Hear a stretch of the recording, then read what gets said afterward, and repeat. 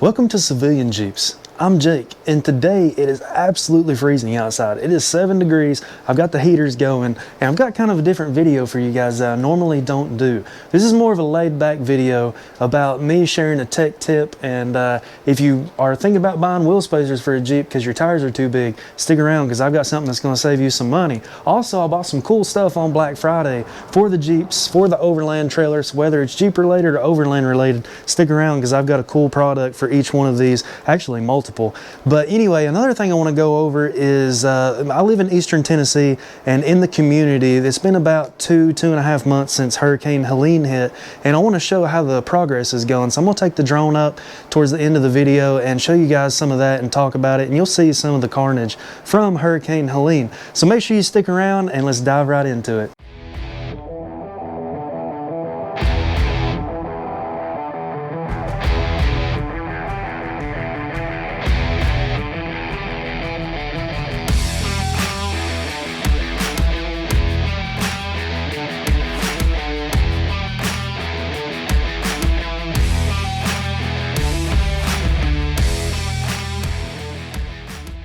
Alright, so one of the first things I bought, and I'm absolutely so excited to have this, it's a Badlands jack, and I've seen them on YouTube, I've seen other people have them, I've seen them out on the trail. These things are sweet. I've always wanted one.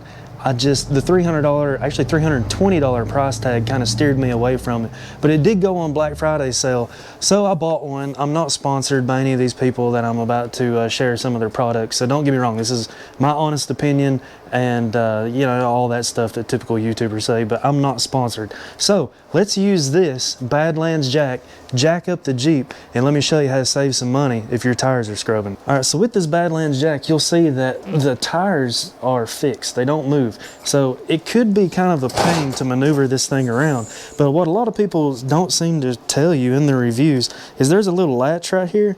If you put that latch down, you can do it with your foot. It'll lock in place, and then you can move the jack just like that, and when you're done, you just flip that lever up with your foot. Now, one thing that's cool is this is adjustable. I think it's got a 29-inch reach on it all the way down to 6 inches, so that is really neat, and it saves a lot of time compared to your standard floor jack.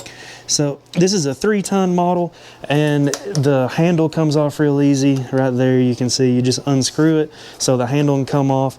This actual piece, this extension piece, can go right here for transport. A lot of different companies make a mount where you can mount this in the Jeep, and this is way better than a high lift jack for actual lifting purposes, much safer too. I got the other jack and both tires are off the ground, and let me tell you, this is you, and this is the guy she tells you not to worry about. I mean, this jack is so nice. So anyway, what I'm going to be doing today is my tires on both sides rub. I've got long arms on this Jeep, and they rub my control arms. Let me turn the light on so you guys can see what I'm talking about. See that right there? It's starting to actually rust my control arm linkage. I'll show you on the other side that it rubs over here as well, and I really need to do something about that. And a lot of people just buy wheel spacers, but I like the tight look, and I don't really want to put the extra stress on my ball joints right there and my wheel bearings and all that. So what a lot of people don't understand is you can get these wheel stops right here. Let me point to them.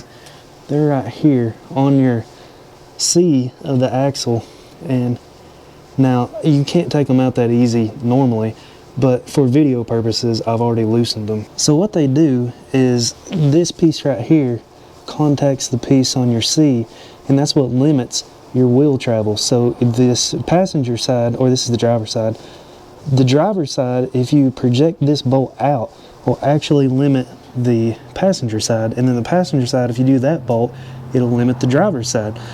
I already took them out, and the passenger side was a pain in the butt, but the driver's side come out pretty easy. But on the passenger side, I had to use, this stuff is like PB Blaster, except this is like the daddy of PB Blaster. This stuff's really good. Bought it at a local hardware store. Had an impact gun. I even had to heat it up a little bit because, you know, it can't be stuck if it's liquid. And then I'm going to find a washer in here. That's just where I put random bolts and washers.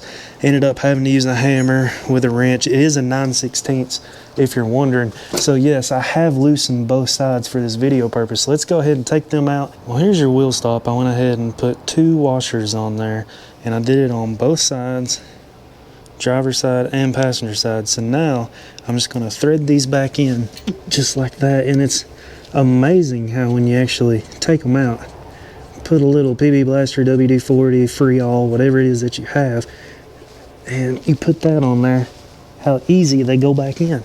Okay, so I ended up having to add 4 washers, which seems a little extreme, but it doesn't rub now. That's a lot of it's got to do with the back spacing. I mean, honestly, the thing still turns pretty well, and it's still going to turn the same as before, honestly. It's just now I won't rub.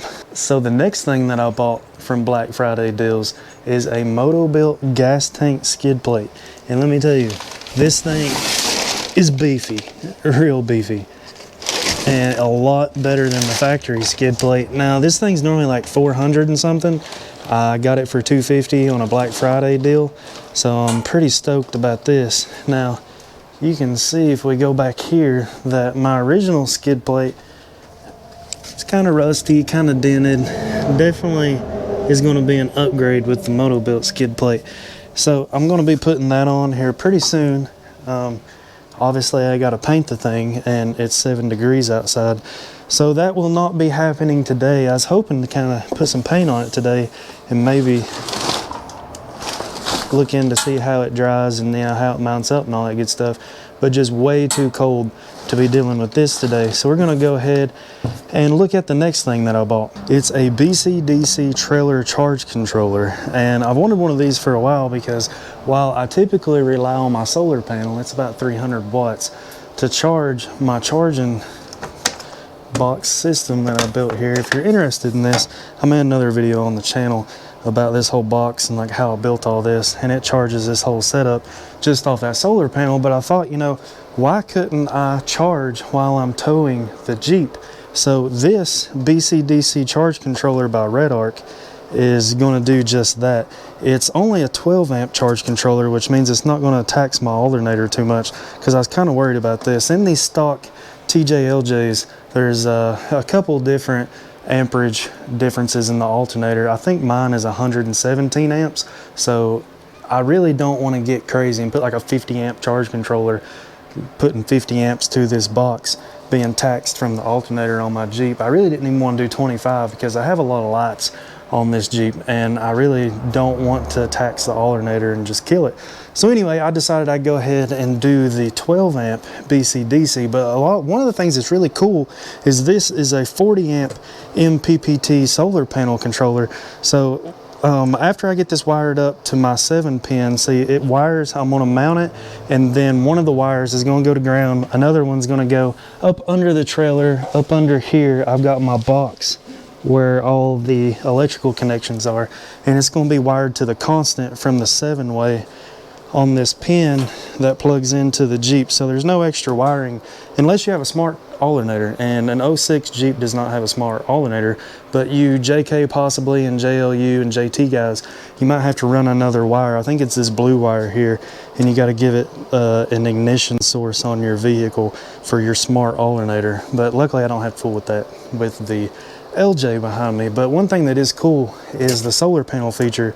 So I've already got a Renogy MPPT charge controller inside this box. It's a 60 amp, and while yes, I could put more than 300 watts go into it, my controller and this controller is going to be good because my solar panel, that one that's on the roof, and then I have 2 100 watt portable panels, they're a little different in the wattage wise. So I'm going to hook my 2 portable ones into this BC-DC, and then this Renogy 60 right here is the one that's on the top of the trailer.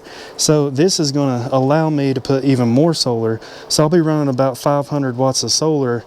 I'm going to put an Anderson connection on the side of this box. So my 2 Jackery 100 watts, I'm going to get the adapters for the Anderson connection, and it's going to plug right in the side of this box, add 200 more watts of power, And some of you guys might not think this is cool, but I mean, solar just fascinates me.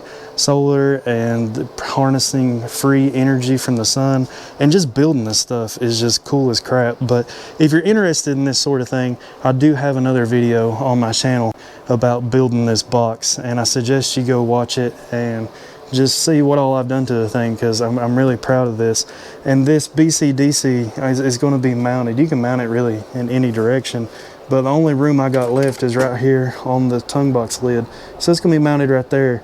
And this thing's going to be pretty much complete after that. Not the trailer wise. I do have another thing that I ordered that's not come in the mail. Is I ordered a drawer refrigerator that's going to sit on the lower level of the trailer towards the rear, and it's a 30 liter and it just pulls out. So that's going to be really neat to have a refrigerator, because I've got plenty of power now to be able to power one.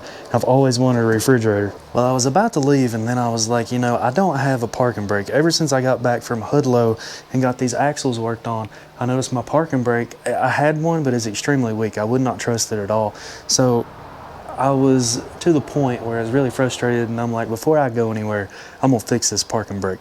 So I got up under the Jeep and went to my adjustment screw and got my 13 millimeter and my bracket right there and was adjusting it, and I noticed that the driver's side over there was actually, I mean, it was spot on. I didn't have to do too many clicks of the parking brake, and it locked up tight. And I even went to the adjustment screw on the back of the plate, the star wheel, and adjusted it out, so it's good. Then I went to this one and I noticed it wasn't doing anything, so I thought it wasn't making contact. So I got my screwdriver into the plate right there and adjusted it. It still wasn't doing anything. So then I started looking at the actual cable itself, and I noticed that the cable popped off the mount. And I was like, well, that would be the issue. So that's an easy fix. I'm gonna fix this parking brake and then we're gonna go.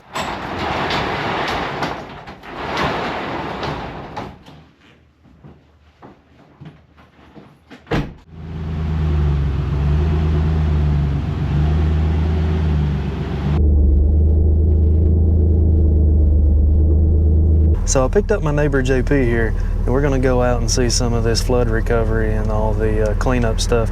But I would like to show you guys that the wheel at full lock no longer scrubs on the tires or on the control arms. That's full lock.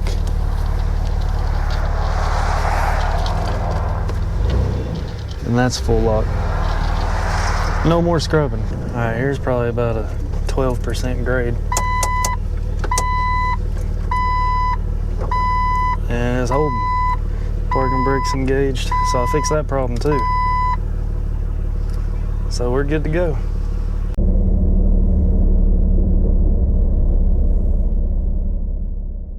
Videos that you are seeing on your screen is the Highway 107 bridge that collapsed just after 6:30 this evening. Get out of the way. Big wind. Oh, God. Greene County, Eastern Tennessee, the place I call home. On September 27th, 2024, Hurricane Helene battered multiple states and poured astronomical amounts of rain on western North Carolina and eastern Tennessee.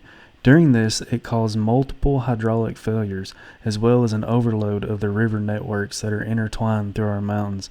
The Nolichucky River went from above average water level of 33 feet. So the average water level, it went above that 33 feet. And the highest before that on record was 25 feet above average water level in 1901. This caused dams to break, massive flooding, riverbanks to erode away, and trees to be uprooted. People lost family members, their homes, their possessions, pets, livestock, and much more. I myself was lucky enough to only lose electricity for a short amount of time in the grand scheme of things, water for about 2 weeks, internet for a while. Bridges to town was one of the big ones. A small inconvenience, though, in seeing the devastation others have undergone. Most of the bridges leading to town have either been washed away or battered beyond repair, making it hard to navigate to surrounding cities for supplies. I myself have never experienced anything like this until now, but I have a new respect for Mother Nature. Kinzer Bridge, which is our closest bridge to town, which allows you to get to town in about 10 minutes, it's the one that completely fell. Ernest Bridge, as you see there, it's the second one as far as close to be able to get to town.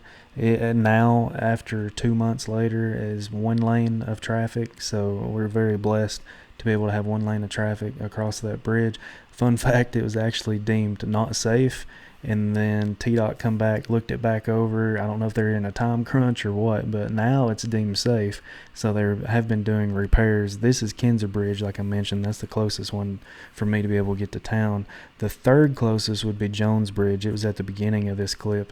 All the approaches and the abutments going to the bridge were completely gone. They had to do repairs on it. Fourth would be Nolichucky Dam Bridge right here. Now this is wild because this dam, during the floodwaters of Helene, took on 1.2 million gallons per second. Now, in comparison, Niagara Falls takes on 700,000 gallons a second. So this little dam right here, built in 1913 during the floodwaters of Helene, took on 500,000 more gallons of water than Niagara Falls, and it stood. Now, they did put out a red alert saying that the dam was in imminent failure, and the pieces of the side of the dam were starting to break off and erode away, but luckily the dam held. It would have completely just taken out the whole southwestern side of Greene County if that dam would have actually failed like they predicted that it would. And that happened on late Friday night the 27th into Saturday morning the 28th. So that was an eerie feeling, getting AM updates of if the dam's going to break or not. But luckily things are starting to get somewhat back to a new normal, and this is me crossing the bridge going into town. Definitely a beautiful sight. Well, that does it for this episode of Civilian Jeeps. I hope you enjoyed this, got a few tech tips out of what I started at the beginning of the video, seen some of the cool products I bought for Black Friday, but most importantly, seen some of how the community's really come together and helped out with the recovery efforts after Hurricane Helene.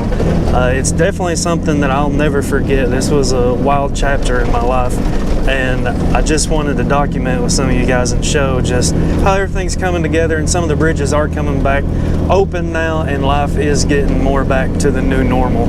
So I'd like to go ahead and close it out here. Let me know what you think in the comments below, and when it comes to Jeeps, keep it classic.